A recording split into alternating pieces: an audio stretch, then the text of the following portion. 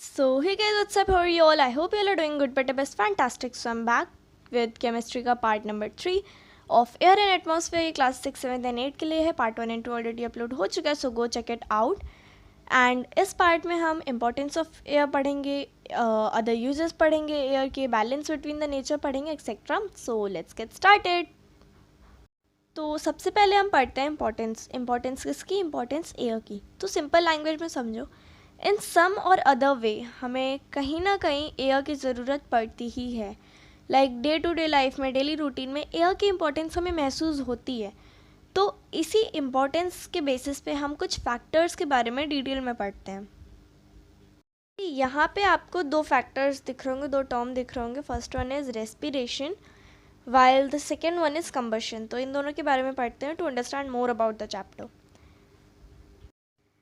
देखो respiration important क्यों है? सी कोई भी लिविंग ऑर्गेनिज्म है, like for example human beings, वो कुछ भी अगर फिजिकल एक्सरसाइज कर रहे हैं, like dancing, jumping, walking, anything, ठीक है, तो उन्हें रेस्पिरेशन की ज़रूरत पड़ती है. देखो इसी क्यों ज़रूरत पड़ती है, इसके बारे में डीप में हम बायो में पढ़ेंगे, बट स्टिल जो ह्यूमन बींग्स हैं वो भी रेस्पिरेशन करते हैं. यू ऑल नो ये बायो का पोर्शन है, but still I am explaining that a bit.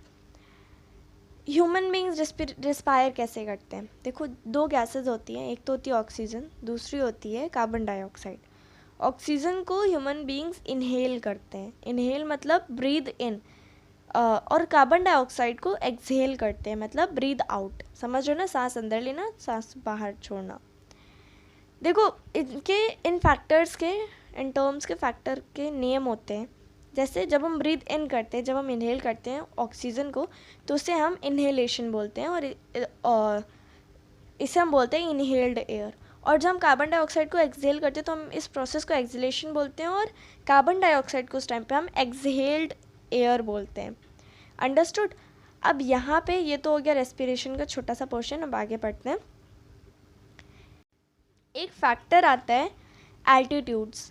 अब एल्टीट्यूड्स का यहाँ पे क्या काम है? सबसे पहले देखते हैं एल्टीट्यूड्स होता क्या है.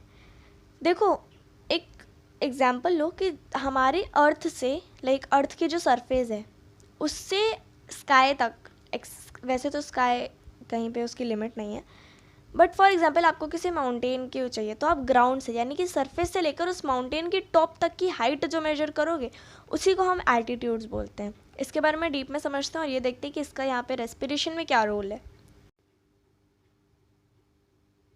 Imagine this triangle is a mountain. Imagine करो कि ट्राइंगल एक माउंटेन है. अब इसको हम पहले पोर्शंस में डिवाइड कर देते हैं. देखो ये जो पोर्शंस हैं, ये जो हाइट इंक्रीज हो रही है, इसी को बोलते हैं हम एल्टीट्यूड्स. लाइक ऊपर वाले पोर्शन से नीचे वाले पोर्शन तक पूरा पार्ट जो है ये एल्टीट्यूड है, जो हाइट है. अब जैसे जैसे एल्टीट्यूड्स हाई होते जाते हैं वैसे वैसे एयर थिन होती है, जिसकी वजह से ऑक्सीजन की कमी होती है. इसी वजह से जो चढ़ते हैं माउंटेन्स पे, जो माउंटेनियर्स होते हैं, वो अपने साथ एक ऑक्सीजन का सिलेंडर कैरी करते हैं ताकि उन्हें ब्रीथ करने में कोई दिक्कत ना हो. इससे ज़्यादा हाई माउंटेन्स पे कोई चढ़ भी नहीं पाता है इतना ईजिली. अब एक सिंपल सी चीज़ है कि जब एल्टीट्यूड्स हाई थे तब जैसे डिफ़िकल्टी हो रही थी ब्रीदिंग में, वैसे ही जब एल्टीट्यूड्स लो होते हैं, लो इन द सेंस लाइक जो सी होते हैं, ओशंस होते हैं, जो डाइवर्स होते हैं, जो जाते हैं ओशंस वगैरह में, उनको भी डिफ़िकल्टी होती है ब्रीदिंग में. इसी वजह से जब तक वो मीडियम सरफेस होते हैं तब तो नहीं, बट जब वो सी के अंदर जाते हैं, लाइक डाइविंग पे जाते हैं, तब वो अपने साथ ऑक्सीजन का सिलेंडर कैरी करते हैं just for their own security. But अगर आप एक मीडियम सरफेस पे हो, लाइक ना ज़्यादा ऊपर ना ज़्यादा नीचे, तो आपको नॉर्मली ब्रीदिंग में कोई डिफ़िकल्टी नहीं होगी until you have any disease. Now it's turn for combustion. देखो कंबशन के बारे में मैं 2 बार बता चुकी हूँ, सो आई डोंट थिंक सो कि मुझे इसके बारे में थोड़ा और डीप में बताना पड़ेगा. देखो इसकी डेफिनेशन कैसी थी? It is a chemical process. ये एक ऐसा केमिकल प्रोसेस है जिसमें कोई भी substance, no matter what substance it is, कोई भी सब्सटेंस ऑक्सीजन के साथ रिएक्ट करता है. It is a chemical process in which any substance reacts with oxygen and produces heat and light. है ना, इससे हमें बायो प्रोडक्ट मिलता है हीट एंड लाइट. इसी प्रोसेस को हम कंबशन बोलते हैं. अब यहाँ पे अगर आप चाहो तो प्रॉपर डेफिनेशन लिखो, ना लिखो तब भी सही है, बट ये याद रखना, बार बार ये आएगा. देखो it is a chemical process in which any substance produces heat and light while reacting with oxygen, oxygen के साथ रिएक्ट करके जब हीट और लाइट प्रोड्यूस होती है उसी को हम बोलते हैं कंबशन। अब देखो यहाँ पे कैसे ज़रूरत पड़ी, देखो ऑक्सीजन एयर का पार्ट है, गैस है, तो इसी वजह से एयर का हमें यूज़ होता है। But you may be thinking कि अब हमें कंबशन का यूज़ करना ही क्यों है। देखो when you want to burn a candle, वहाँ पे क्या यूज़ होता है, कंबशन।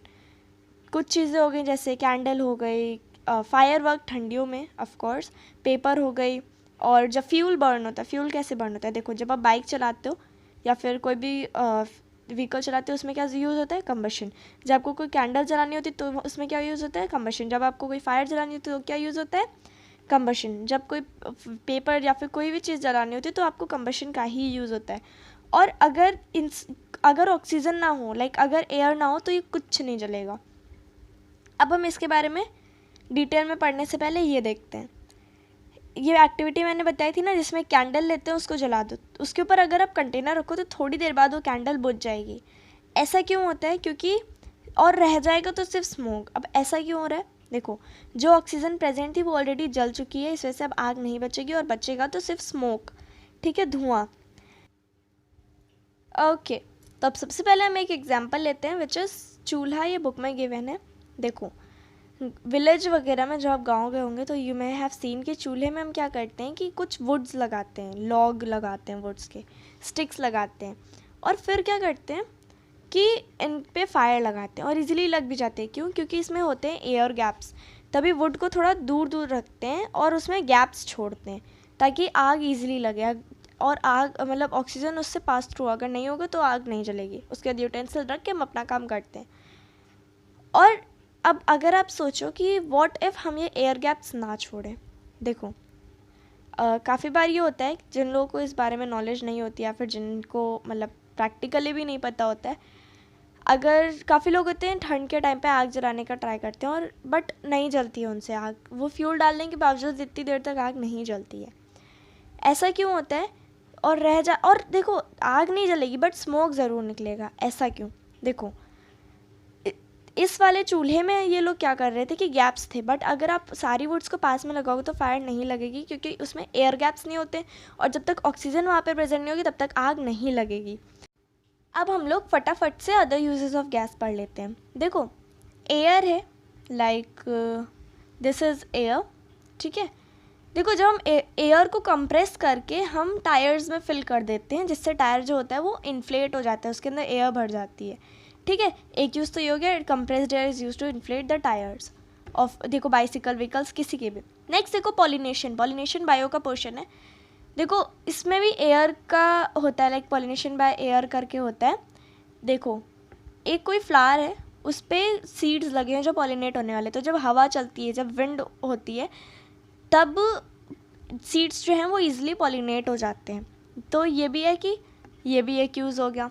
अब देखते हैं, एक होता है हमारा विंड मिल, सबने सुना होगा विंड मिल के बारे में, तो उसमें भी एयर बहुत ज़्यादा इंपॉर्टेंट होती है ऑफ कोर्स, क्योंकि जब तक एयर नहीं मूव करेगी, एयर मतलब विंड की तरह नहीं, मतलब ब्रीज नहीं बनेगी, तब तक फ़ैन मूव नहीं करेगा विंड मिल का। और अब देखते हैं लास्ट यूज़ देखते हैं। देखो जो फैंस होते हैं वो रैपिड इवेपोरेशन ऑफ स्वेट में भी काम करते हैं। एक यूज़ और देखो, ये तो सबके घर में होता है, कोई भी कपड़े हैं, गीले कपड़े, उनको अपने क्लिप से लगा के अगर कहीं पे भी टांग दिया, like skirt, T shirt, louvers, तो वो भी एयर की वजह से जल्दी से सूख जाते हैं, कुछ तो सनलाइट की वजह से और कुछ एयर की वजह से। अब ये बैलेंस लिखा हुआ है, बट ये बैलेंस किसका, मैंने वीडियो के स्टार्टिंग में बताया था कि बैलेंस जो मेंटेन रहता है वो होता है नेचर में। ये क्या होता है, ये रेस्पिरेशन की वजह से होता है। देखो ऑक्सीजन गैस है, ये हम ह्यूमन बींग्स जो हैं ये ऑक्सीजन को इनहेल करते हैं। मैंने बताया था ना कि ऑक्सीजन जो गैस होती है उसको हम लोग क्या करते हैं, इनहेल करते हैं। और ऑक्सीजन हमारी बॉडी में हेल्प करती है फूड जो होता है, लाइक ग्लूकोज, फूड को एनर्जी में कन्वर्ट करने में, कन्वर्ट होती है, क्रिएट नहीं करती है एनर्जी। फिर हम क्या करते हैं, ऑक्सीजन और वाटर वेपर्स को रिलीज़ कर देते हैं। ये प्रोसेस समझ आया, हम ऑक्सीजन को इंटेक करते हैं, ऑक्सीजन फूड को ब्रेक डाउन करता है एनर्जी में, और कार्बन डाइऑक्साइड और वाटर वेपर हम रिलीज़ करते हैं एक्सलेशन के टाइम पे। अब प्लांट्स क्या करते हैं, उसी कार्बन डाइऑक्साइड को इनहेल कर लेते हैं, और सनलाइट की प्रेजेंस में, क्लोरोफिल की प्रेजेंस, ग्रीन प्लांट्स का बता रही हूँ, क्लोरोफिल के प्रेजेंस में वो क्या करते हैं कि फूड को प्रिपेयर कर लेते हैं by the process of photosynthesis. फिर फोटोसिंथेसिस से अब एक चीज़ क्या हमें ऑब्टेन होती है, ऑक्सीजन। तो कुछ समझ आया यहाँ पे, सबसे पहले ऑक्सीजन को हमने इनटेक करा, अपनी एनर्जी बनाई, कार्बन डाइऑक्साइड रिलीज करा, प्लांट ने उसी कार्बन डाइऑक्साइड को एब्जॉर्ब करके फिर से ऑक्सीजन दे दी। तो यही जो साइकिल है, यही बैलेंस बना रहता है नेचर में। अब इसी बैलेंस के लिए I want to show one chemical equation, जो कि ये है, देखो C6H12O6, ये याद रखना है, ग्लूकोज का फॉर्मूला है। तो ग्लूकोज यानी कि फूड, ठीक है। तो ग्लूकोज को ऑक्सीजन जो है 6O2, ये मत समझना कुछ और है, 6 मॉलिक्यूल्स ऑफ ऑक्सीजन है। तो देखो ग्लूकोज जो है वो ऑक्सीजन ग्लूकोज को ब्रेक डाउन कर देती है किस में, कार्बन डाइऑक्साइड और वाटर वेपर में, उससे हमें क्या मिलती है, एनर्जी रिलीज हो जाती है उससे। तो ये बैलेंस मेंटेन होके चलता है नेचर में। So yep, this was the end of this part and I really hope that you have understood everything, and don't forget to like the video and of course subscribe for part number 4. Bye bye everyone and keep learning.